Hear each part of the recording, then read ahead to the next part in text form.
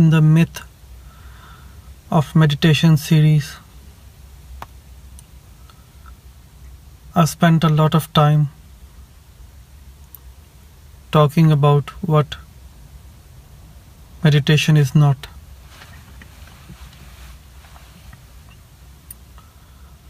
Meditation is not running to the forests, entering a trance-like state, becoming a peaceful hippie, or an enlightened master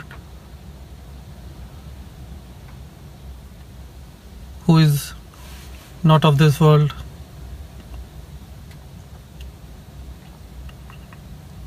Meditation is also not watching your breath or chanting a mantra or visualizing. It's true that all of these techniques do lead to meditation, but they are not meditation in and of themselves.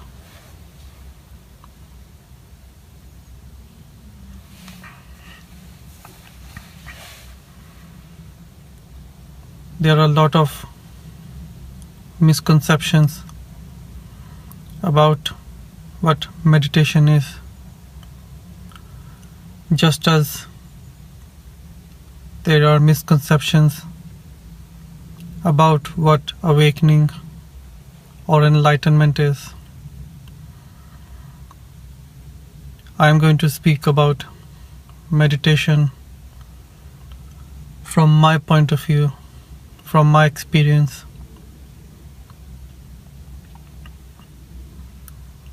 And this instruction comes from my inner teacher. You may choose to accept it or not, but the inner teacher recommends that you at least listen to it with an open mind.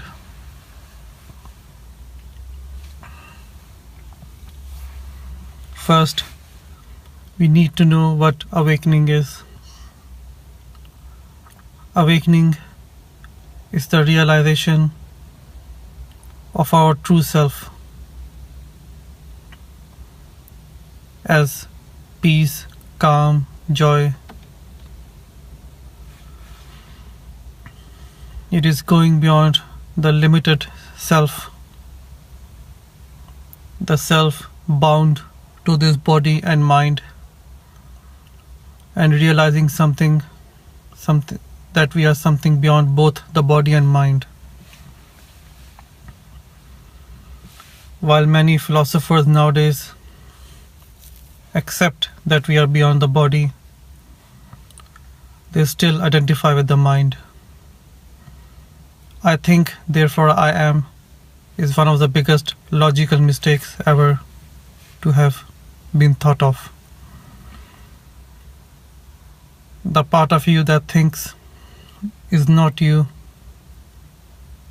The mind is just an instrument, like our eyes or our hands. Thinking that we are our mind is as foolish as thinking we are the eyes or our hands. Awakening is hard to describe to people who have never awakened. It is easy for the ego to take over the awakening process. People say awakening involves peace and love, and so the ego pretends to be peaceful and loving, even while it is hurtful to those around itself. It may be feeling peaceful in itself, but the ego will continue to hurt others because its peace is very one-dimensional and self-created. That is why the Buddha defined awakening as going beyond suffering, as it is impossible to fool the mind and pretend you're happy when you're not. enough to say that this is a process that cannot be described in words, can only be felt. And it is one of those things that when you feel, you will know. There will be no more doubts. For a few rare people, awakening happens spontaneously, like Eckhart Tolle. But for the vast majority of people, I would say 90 and 99%, awakening is a gradual and slow process. You slowly realize who you are, pure awareness, pure consciousness, not limited to the body, not bound by the laws of the body or the mind, something that exists beyond time and is beyond death. In this gradual awakening, suffering also doesn't go away immediately, but is rather replaced by a different way of thinking, or as the Course of Miracle calls it, a shift in perception. You start to realize that since you're not this body or mind, the problems of this body or mind cannot affect you. While you will still face troubles or problems in the outer world, how you react to them will change completely over time as the awakening deepens. That is why I've said that running to the mountains is not the solution, because awakening happens inside. It must come from the inside and is an inner to outer process, not a changing of the outer world. The world inside of you changes when you awaken. And like I said, this eventually leads to an end of suffering, not because everyone starts loving you, but because you start realizing that you are something bigger than the body.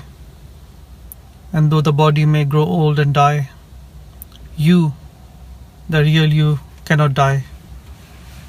It cannot be hurt. It cannot be insulted. It cannot be cut. It cannot be burnt. It cannot drown. The real self is beyond all pain and sorrow. So what is meditation? Meditation is a state of being. Being here means our inner self, being with a capital B, our inner spirit, our inner teacher. Meditation is living inside, living with our inner self, being aware of our inner self, being aware of our true self.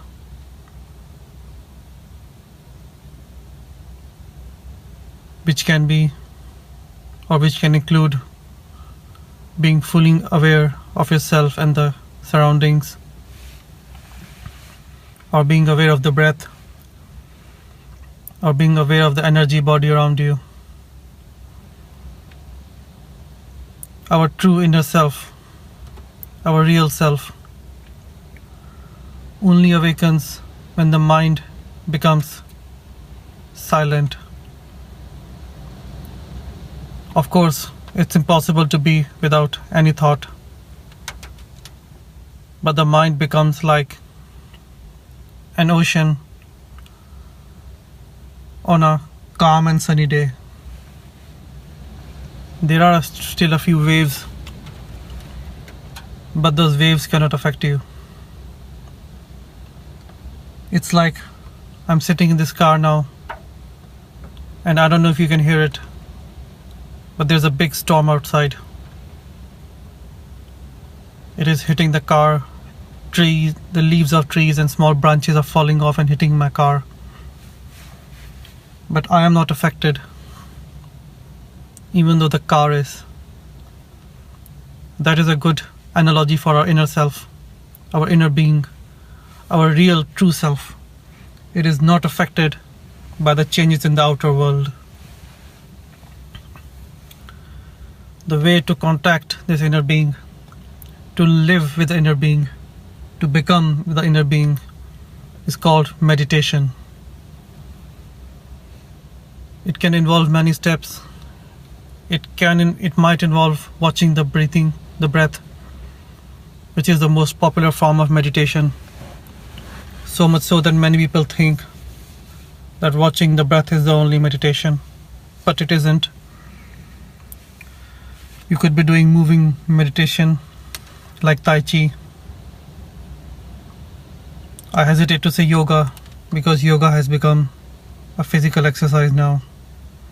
And in the UK, yoga is regulated by the sports and fitness industry.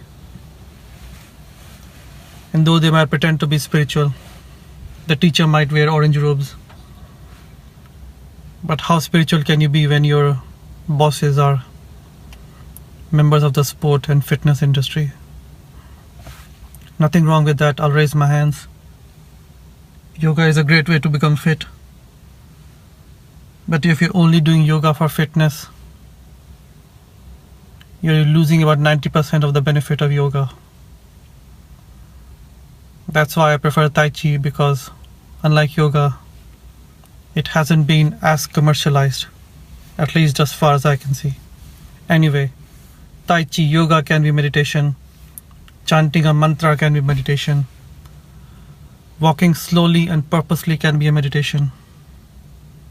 Anything done with awareness, with a calm mind, with a focused mind is meditation.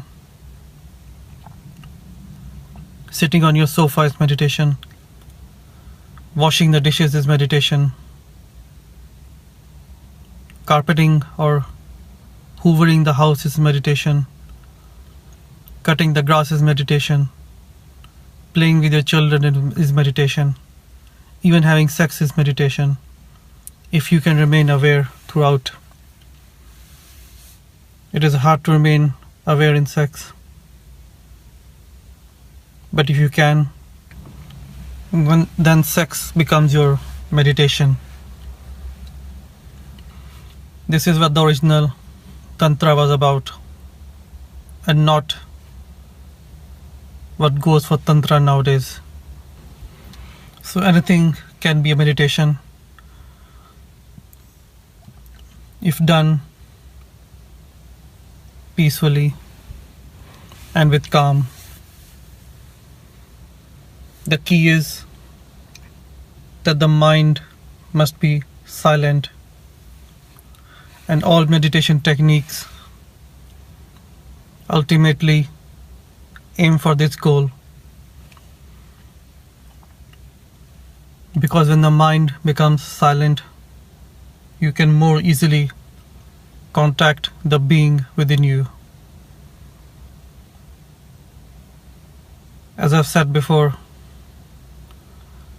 when you become awakened or when you become enlightened, if someone says, I am awakened or I am enlightened, they are lying.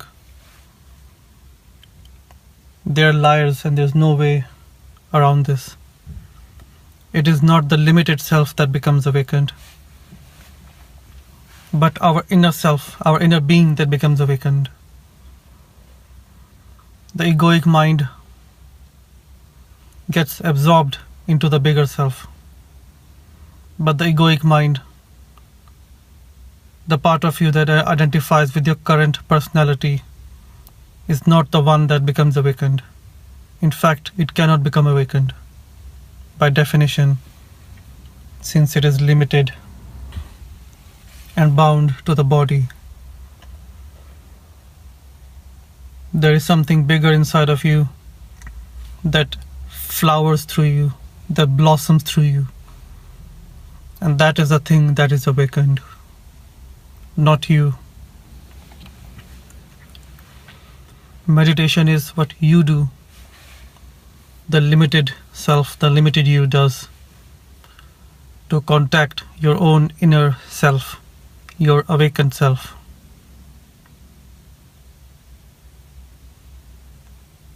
When you are at peace, when your breath is calm, and when your mind has become calm. And remember, these two things are related. If your breath is calm, your mind will automatically become calm, and vice versa. That's why many meditation techniques work with the breath. Vipassana, pranayama, yoga, etc. But you don't need to work directly with the breath. Some techniques work indirectly with the breath, like Hatha Yoga or Tai Chi, and some ignore the breath completely, like Raj Yoga, or many other forms of meditation like chanting mantras or visualizing. But it doesn't matter. When the breath and mind are calm, and you can work with one of them because they are related. When the waves on the ocean of the mind is like a ocean in the storm. It has a lot of violent waves all the time that stop the real self, your true self, from shining through. When this mind or breath calms down, our true self can shine through us. And this is meditation. Being in touch with your inner self is meditation. Being true to yourself, not your limited egoic self, not the part of you that wears hoodies and goes shopping for sports goods or goes clubbing every Friday night, comes home drunk and pisses on the bed. Not that part. Your true self, which has been called being, spirit, God, the inner teacher. Getting in touch with your true self, that is meditation. And awakening is a process by which this inner self awakens inside of us. The inner self is obviously always awake, but not inside of us. It is awake in the universe. It is awake in the trees. It is awake in the clouds. But we, as limited human beings, consider ourselves limited by body and mind. And so we cannot get in touch with our true self. The Buddha once said, "When I awakened, it seemed the whole world had awakened. The trees had awakened, the leaves had awakened, the cats and the dogs had awakened. Even the stones had become awakened." Now obviously, the cats in Buddha's time did not all become yogis. They did not become enlightened masters. What Buddha meant was that he could see that the same divine self that exists in him, that exists in you, that exists in me, that same divine self exists in everything around us, the trees, the leaves, the cloud, the road, the animals. And once we awaken to our true self, we realize that we are one with everything around us. And that's why the real enlightened or the awakened masters have compassion. They are not cruel or sadistic or run away from the world type. Because you cannot see yourself in everything around you and then show cruelty to other people or other things. Like A Course in Miracles says, the teacher of light, is helpful for selfish reasons. You help others for selfish reasons because you see yourself in others. Your own self, your own spirit exists in everybody around you. So when you're helping others, you're actually helping yourself. And in the reverse way, when you help yourself, you're automatically helping the world. You don't need to give to charity or help the starving poor. Though you can do that if it helps you, and if it is your goal in life. No harm in that. But the best way to help people is to help them spiritually. And you don't do that by converting them or beating them up for not following the religion. You do that by being aware of your own inner self, your true self. And that comes from meditation. Meditation is a process that allows you to touch your inner self. The more you touch your inner self, the more it will awaken. Till slowly, the awakened self will start taking over your life. You will start seeing things from the eyes of the awakened self. You will no longer see a tree as a tree, a car as a car, another person as a person. You will see them all as a reflection of your own true self.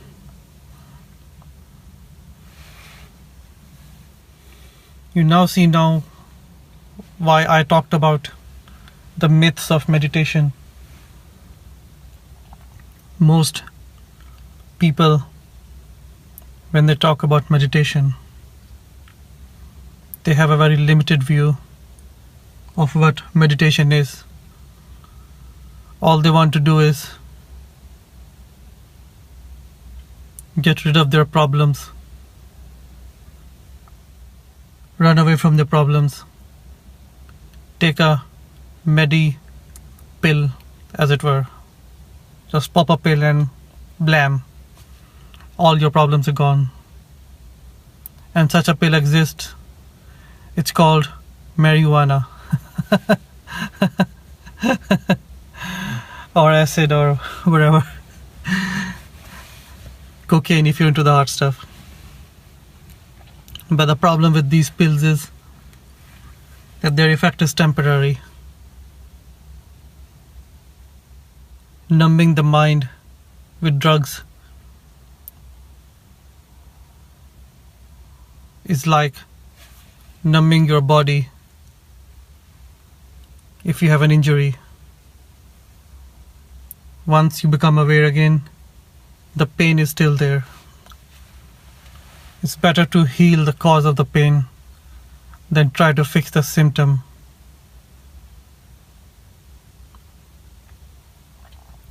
This pain can only be healed through awakening, when our true self awakens through us. It cannot be healed by the limited body or the mind which thinks it knows so much. You cannot heal this pain by reading spiritual books or attending spiritual lessons or groups, or by talking to others, or by being a good person. You can only heal this pain by meditating, by touching your inner self,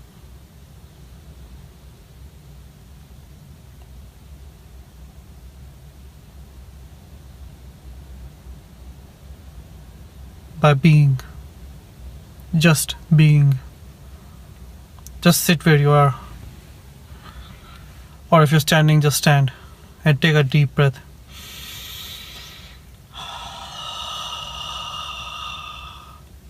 That's it. That's how simple touching the being is. There is nothing complex, no complicated rituals, or religious instructions to follow. No having to do good karma for millions of lives. No having to please some god or devil. Meditation is being here and now, being fully present so that you can touch your own inner being. Beginners get so hung up on the techniques. Should I do this? Or should I do that? Should I try Buddhist Vipassana or Advaita Vedanta, or any of the others, a millions of techniques or philosophies or schools of meditation? Even when they pick one, it's always, am I doing this right? Am I breathing right? Am I focusing right? I keep getting stray thoughts. I cannot focus. My legs keep twitching. I get irritated by the cars or people walking by. I'll keep thinking about XYZ. I get angry. I don't want to do this. Blah blah blah, whatever. The problem is, people think that they are the ones doing the meditation. And if they don't do it right, they will be wasting their time. And there are two myths right there. The first is that there is such a thing as time. Time only exists for our limited self, for this body and mind. It does not exist for our being, our true self. The second mistake is assuming that the egoic mind, the thinking mind, is the one doing the meditation, or that it can control the process. You cannot control the meditation process. You cannot control whether your mind will be calm or not. That's the whole point of meditation. Learning to relax and let something deep inside of us blossom through us. It's like jumping off a cliff into the dark without knowing if there is anything below. But that's the sort of faith meditation requires. Faith not in some guru or teaching or God, but faith in your own inner self. That your own inner self knows what it is doing. That all that you are doing as the thinking mind, all that you are doing is letting something within you blossom. You are not the one controlling the meditation. You are not the one responsible for it. It doesn't matter if you do it right or wrong, as long as you do it, even if for 5 minutes a day. That's all that's needed. Because even in those 5 minutes a day, something deep inside you will rise until it slowly takes over your body.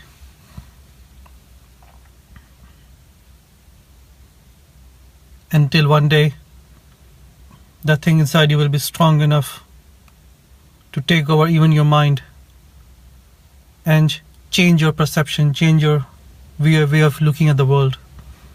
And that is awakening. And that might be permanent, which is, like I said, is very rare.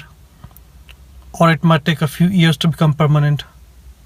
But it will become permanent. There's no denying it. Because, like I said, your own egoic self, your egoic mind, your thinking mind, is not the one in control. In fact, it is the one trying to stop your progress.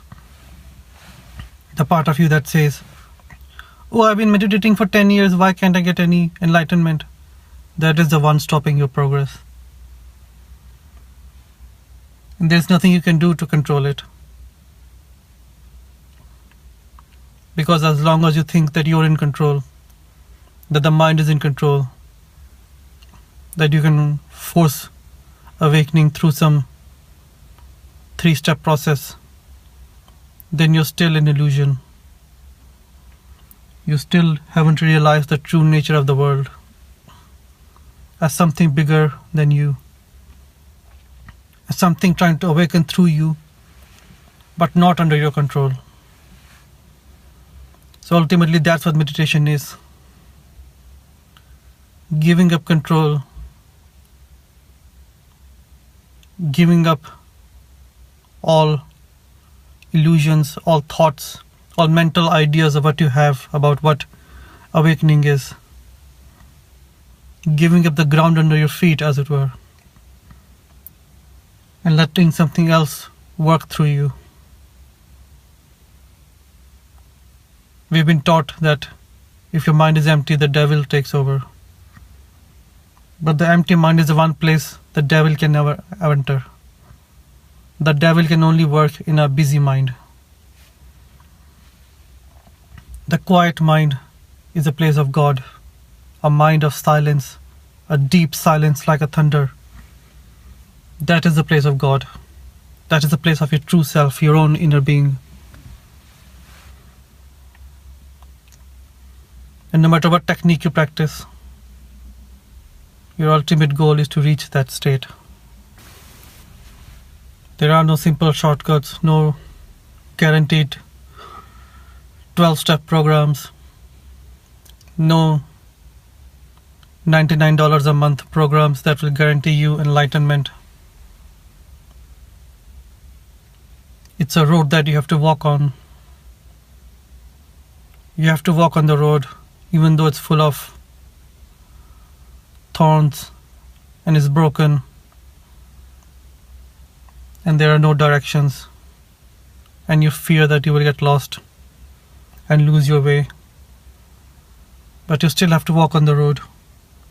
You have to accept that life is unpredictable. You have to accept that nothing will go as you planned.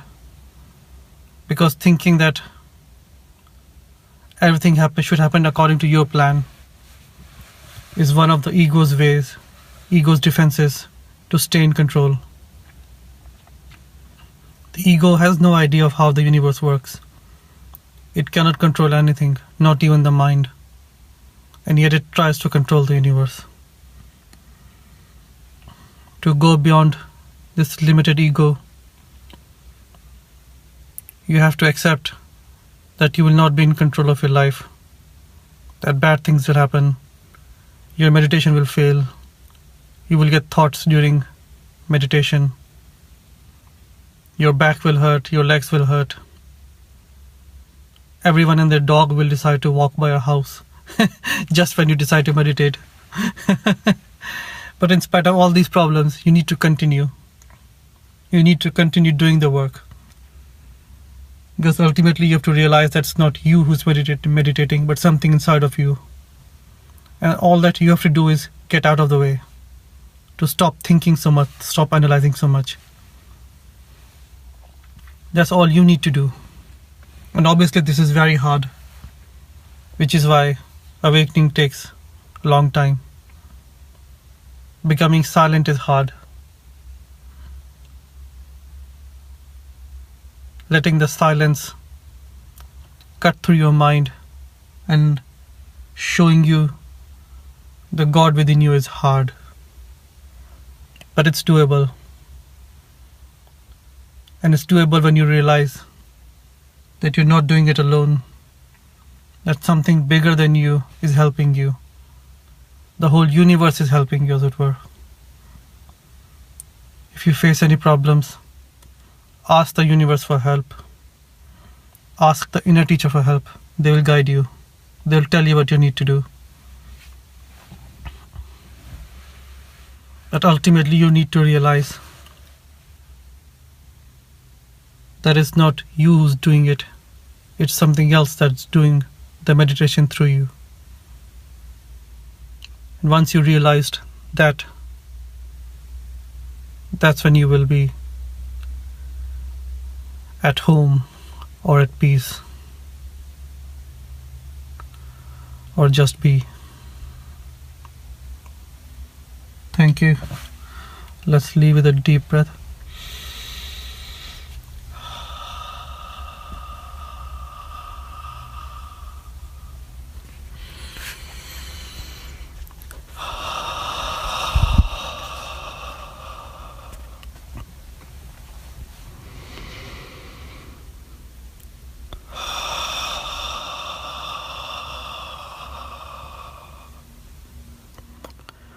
Thank you. And may you become awakened wherever you are, whoever you are. May your inner being, your inner teacher awaken inside of you.